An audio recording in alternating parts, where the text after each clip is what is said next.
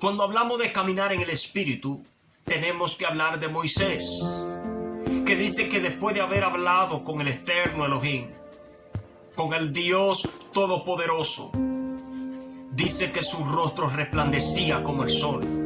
Cuando hablamos de caminar en el Espíritu, tenemos que hablar de nuestro Adón Yahshua, de nuestro Señor Jesús, el cual dice la Escritura que mientras oraba y hablaba con el Padre, con el Abacados, sus ropas se hicieron blancas y resplandecía. Cuando hablamos de caminar en el Espíritu, tenemos que hablar de hombres como Enoc, que desechó su propia voluntad, sus propios deseos carnales, que se negó a sí mismo y caminó a tal magnitud de obediencia delante del Eterno de Israel, que dice que fue Kadoshim, fue apartado, fue separado, traspuesto para no ver muerte. Cuando hablamos de caminar en el Espíritu, tenemos que hablar de hombres como Elías, un hombre que hacía descender fuego del cielo, un hombre que fue arrebatado vivo en un torbellino de fuego.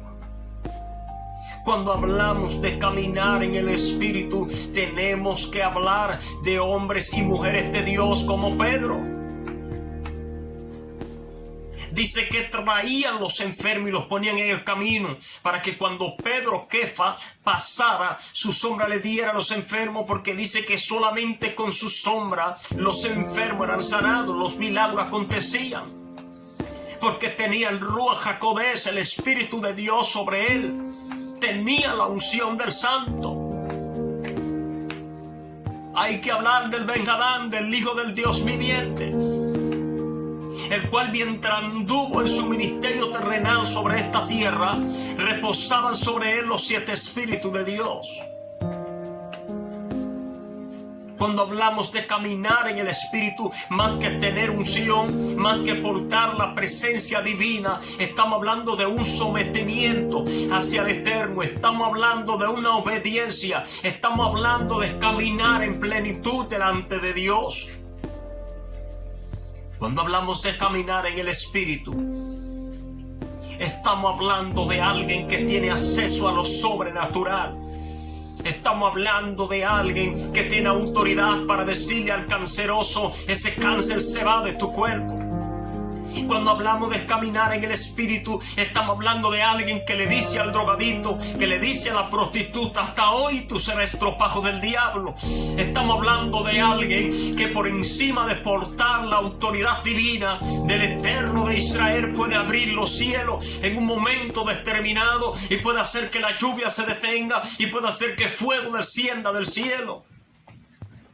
Estamos hablando de alguien que porta una autoridad por la obediencia que tiene delante del Santo de Israel. Cuando hablamos de caminar en el Espíritu, estamos hablando de alguien que se ha negado a sí mismo, a lo que le gusta, a lo que le atrae, solo por agradar al Todopoderoso. Eso es caminar en el Espíritu. Que cuando las cosas estén difíciles, que cuando se levante el alta mar, que cuando las dificultades te estén agobiando, que cuando los problemas te estén atribulando, que aunque el diagnóstico diga que tú te mueres hoy, tú le digas a ese diagnóstico: tú te equivocaste, porque hoy se voltea la página. Hay promesas que Dios me ha dado que no se han cumplido todavía. Hay palabras que Dios me dio que antes que mis ojos se cierren, yo tengo que ver esa promesa. Eso es caminar en el Espíritu, ver las cosas que no son como si fuesen, caminar como caminó Abraham, que salió a andar. Dice que el Señor le habló y le dijo: vete a una tierra que yo te mostraré, no una tierra que te he mostrado, a una tierra que yo te mostraré. Y él empezó a caminar sin dirección, simplemente obedeciendo a Dios, y empezó a caminar y empezó a andar hasta que el Eterno le mostró la tierra. Eso es caminar en el Espíritu.